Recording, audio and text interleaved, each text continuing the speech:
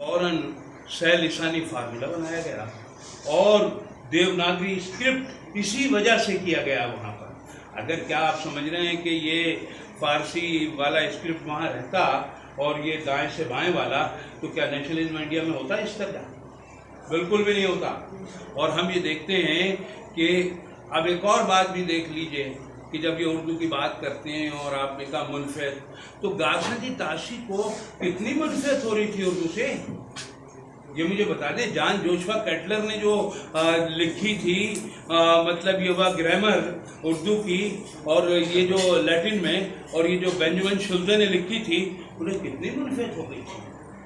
ہاں، یہ جو ڈیوڈ میتھیوز کو تو منفرد ہوئی، وہ جو کراچی یونیورسٹی کا پڑھا ہوا ہے ڈیوڈ میتھیوز ہے نا، اور یہ جمیل اختر خان سارے واقعات اس کے سنا چکے ہیں مجھے، خاص طور سے کہ بھائی وہ اسے امراؤ جان ادا پڑھتا تھا تو اسے کوٹھے پر بھی لے کے گئے تھے، وہ کہنے لگے بھائی دیکھ لے یہ ماحول ہوتا تھا وہاں لکھنؤ کا۔